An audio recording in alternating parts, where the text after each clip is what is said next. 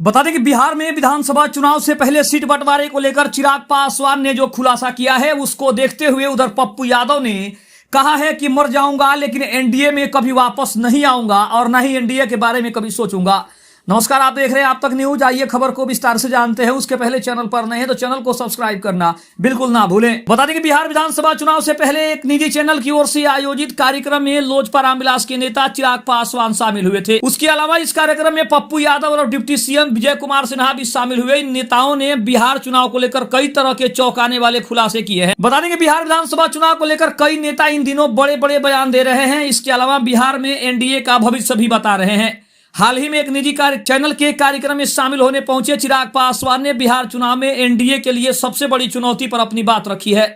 चिराग ने इस दौरान एनडीए और अपनी प्लानिंग का भी खुलासा किया है। चिराग पासवान ने कहा कि एनडीए 225 से ज्यादा सीटें जीतेगी और नीतीश कुमार ही सीएम होंगे। पासवान ने यह भी बताया कि वो 2030 में विधानसभा का चुनाव लड़ेंगे और पार्टी को मजबूत स्थिति में पहुंचाएंगे। बिहार से पलायन रोकने के लिए चिराग पासवान ने अपनी रणनीति भी साझा की है। उन्होंने कहा कि इंफ्रास्ट्रक्चर विकास, औद्योगिकीकरण और शिक्षा पर विशेष ध्यान देना होगा। पासवान ने यह भी बताया कि बिहार को एजुकेशनल हब बनाने की दिशा में काम किया जा रहा है।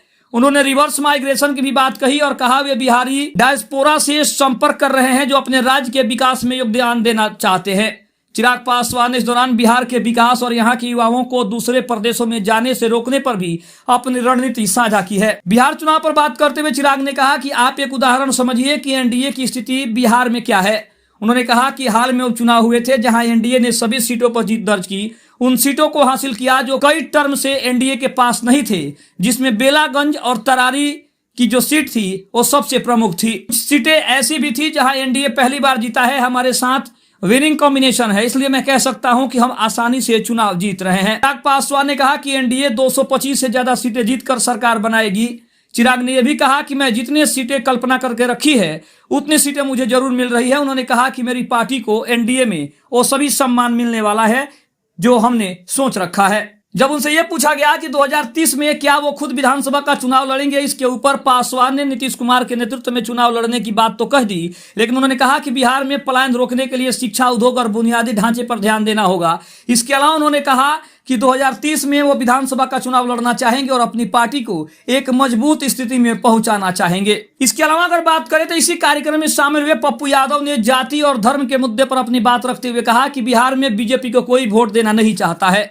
इंडिया गठबंधन को लोग वोट देना चाहते हैं, लेकिन गठबंधन को बहुत समझना पड़ेगा। उन्होंने कहा कि चुनाव विकास पर नहीं बल्कि मार्केटिंग और पैसे पर होता है। जाति, धर्म और आरक्षण जैसे मुद्दे चुनाव में हावी रहते हैं। पप्पू यादव ने बाबा बागेश्वर के मुद्दे पर भी अपनी बात रखी है और कहा है कि सनातन धर्म का असली अर्थ दूसरों के विचारों का सम्मान करना है। नीतीश कुमार के गठबंधन में जाने की बात पर पप्पू यादव ने कहा कि नीतीश कुमार इस समय न तो आरजेडी में सहज हैं और न ही बीजेपी में। उनका मानना है कि नीतीश कुमार और कांग्रेस का गठबंधन बिहार में बड़ा बदलाव ला सकता है। पप्पू यादव ने यह भी कहा कि वे मर जाएंगे लेकिन चुनाव के लिए जात पात कभी नहीं करेंगे। उन्होंने मुख्यमंत्री बनने की इच्छा जताते हुए कहा कि सीएम का सपना देखना चाहिए, जनता तय करेगी। पप्पू यादव ने कहा कि नीतीश कुमार अस्वस्थ जरूर है लेकिन वो अभी बिहार की राजनीति में प्रासंगिक हैं। बीजेपी अकेले चुनाव लड़कर देख ले तो पता चल जाएगा। इंडिया गठबंधन कांग्रेस के बिना चुनाव लड़कर देख ले। जो आदमी संघर्ष नहीं करता है, बिहार को नहीं जानता है, वह कैसे चुनाव लड़ेगा। अरविंद केजरीवाल बिना संघर्ष के आए और मार्केटिंग की, लोगों को बड़े बड़े सपने दिखाए और अब पूरी तरह से गायब हो। बता दें कि इस कार्यक्रम में इन सभी तमाम नेता पहुंचे थे और सभी ने अपनी अपनी विचार रखी है। और साथ ही साथ चिराग पासवान के ऊपर पप्पू यादव ने बयान देते हुए ये जरूर कहा है कि चिराग पासवान अच्छे नेता तो जरूर हैं लेकिन वो गलत गठबंधन के हाथों में चले गए हैं, इसीलिए उनकी राजनीति भी एनडीए के इर्द गिर्द घूमती हुई दिखाई देती है। खबर कैसी लगी कमेंट में जरूर बताइएगा। तब तक के लिए धन्यवाद। जय हिंद, जय भारत।